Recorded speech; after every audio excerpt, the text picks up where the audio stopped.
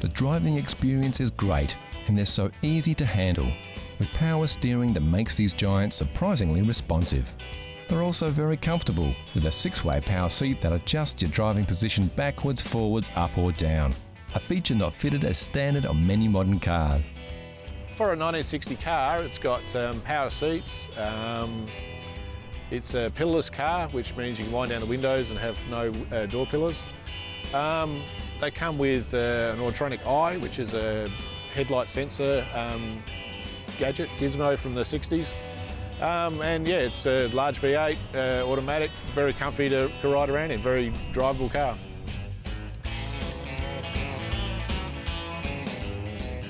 As far as maintenance goes, most of the drivetrain is American and available.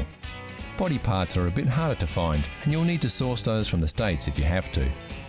Of course, these parts are getting harder to find even in the US, as stock thins out after a half a century of bumps and dings.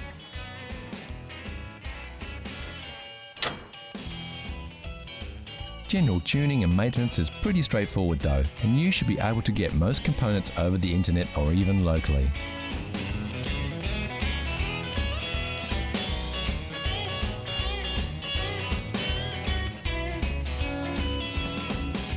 The great thing about owning any classic car is that their running costs are about the same as a new car. Yep, they sure don't make them like they used to, but at least, with a few classics still doing the rounds, the good news is that they don't have to. So what does Scott think is the best thing about being the owner of an Oldsmobile Dynamic 88? Oh, it's just a cool car to cruise around in. You know, you get lots of looks, people always stopping you, asking questions about it, and yeah, it was just a classic car that you know, if I look after it, it's one of the few cars I'll actually appreciate over time and become more and more collectible.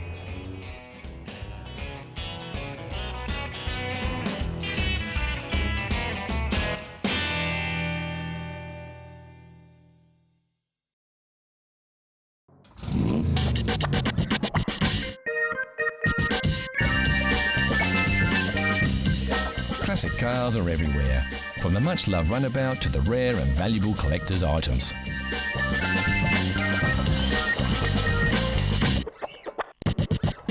One thing we all agree, there's nothing better than a classic, like this stunning Jaguar sports car that was once owned by Hollywood tough guy Steve McQueen, or this Rover P6, voted the very first European Car of the Year.